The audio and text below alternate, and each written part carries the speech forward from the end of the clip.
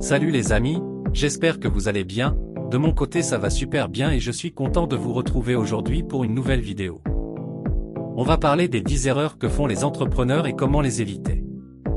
Maintenant si vous êtes intéressé à ce sujet je vous invite vraiment à regarder cette vidéo du début jusqu'à la fin, à me laisser un commentaire, mettre un pouce bleu et à partager la vidéo et cela me ferait plaisir. Ceci étant dit, on va commencer avec notre vidéo. Aujourd'hui, vous allez découvrir les 10 erreurs que font les entrepreneurs et qui ruinent leur entreprise. Et vous découvrirez des stratégies, des postures et des recettes qui vous aideront à assurer le succès de votre entreprise. Numéro 1. Ne pas passer suffisamment de temps à effectuer le travail de base. Avez-vous déjà dû dire à quelqu'un qu'elle avait dépensé 20 000 € pour un site internet peu soucieux de satisfaire ses utilisateurs? Je l'ai fait. Ce n'est pas marrant. Mais cela doit être fait. Pourquoi est-ce que de telles choses arrivent? Tout cela vient d'un manque de travail de base. Le site est superbe, mais les utilisateurs ne savent pas quoi faire une fois qu'ils y sont.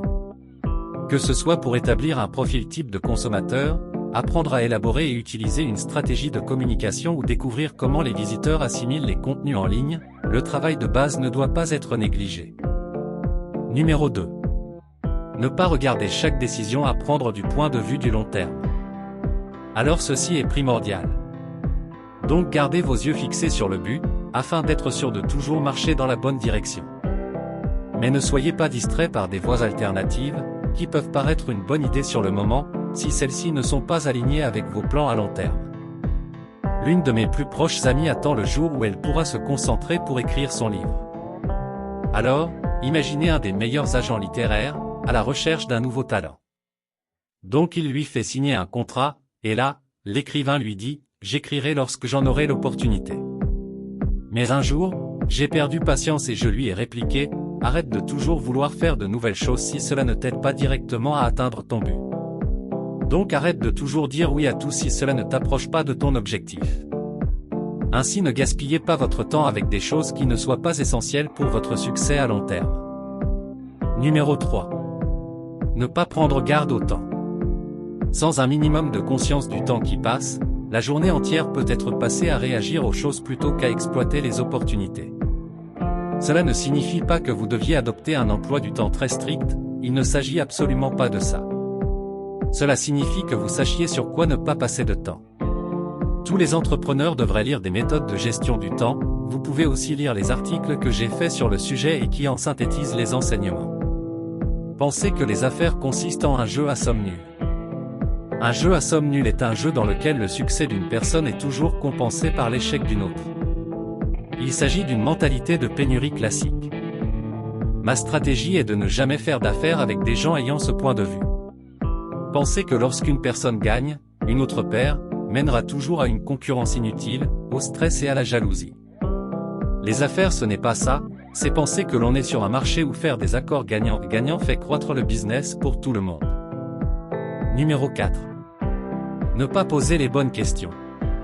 Les gens ayant du succès se concentrent sur la découverte de ce qui est bon et apprennent en toute situation. Ils posent des questions qui les maintiennent dans un apprentissage continu, ainsi qu'à des opportunités et une productivité toujours plus élevée. Numéro 5. Perdre du temps sur les mauvaises choses. Les entrepreneurs à succès savent bien éprouver les choses avec le test, et alors? Cela leur permet de ne pas perdre leur temps, leur énergie et leur évite de se concentrer sur des choses qui ne les approchent pas de leur but final. Ce mois-ci, nous avons eu 1000 fans de plus sur Facebook. Et alors? Si ces fans ne s'inscrivent pas au moins à votre newsletter, pour avoir l'occasion d'apprécier votre expertise et de devenir le cas échéant des consommateurs, ceci est une pure perte de temps. Numéro 6. Pensez qu'on n'a pas constamment besoin d'apprendre pour rester compétitif. Alors, pensez que le talent et les connaissances doivent se cantonner à un niveau de base limite le succès. Ainsi, les entrepreneurs à succès savent que l'éducation ne s'achève pas avec un diplôme. Donc, les entrepreneurs ayant le plus de succès sont ceux qui cherchent à acquérir des connaissances, qui recherchent les conseils judicieux et qui travaillent activement à leur auto-amélioration. Si vous voulez identifier la personne la plus compétente, celle ayant le plus de connaissances dans un auditoire, jetez un coup d'œil à celles qui prennent des notes et posent des questions. Numéro 7. Ne pas prêter attention à la composante humaine de l'entreprise. Mais chaque fois que j'entends quelqu'un dire que le business c'est le business, et évacuer tout ce qui n'avait pas trait à remporter une bonne affaire, il existe un dénominateur commun. Et cette personne est un parfait imbécile et oublie le fait que, dans une transaction, il s'agit toujours de deux personnes humaines. Les affaires concernent des personnes. De l'employé au client, il ne s'agit que de personnes. Numéro 8. Passez trop de temps à parler et négliger les clients. Ainsi les réseaux sociaux sont votre ami et un outil puissant dans votre arsenal. Mais il ne s'agit pas d'une solution miracle pour vous faire ou entretenir des relations. Alors ils vous sont très utiles pour développer votre marque, pour optimiser le service client et évoluer au sein d'une communauté au sens large. Mais ne vous y fiez pas trop. Donc vous devez travailler et ne pas vous laisser distraire par ces flux de discussion. Numéro 9. Ne pas suivre et vérifier ce qui marche et ne marche pas dans l'entreprise. Les entreprises à succès savent pourquoi elles dépensent leur argent et leur énergie, et ce que ces dépenses leur rapporteront en termes de valeur. Le secret est simple, allouez plus de ressources à ce qui s'avère profitable pour votre entreprise. Si vous ne mesurez ni ne testez le succès de chaque stratégie utilisée, comment le saurez-vous? Pour terminer, nous avons le numéro 10. Écoutez les mauvaises personnes.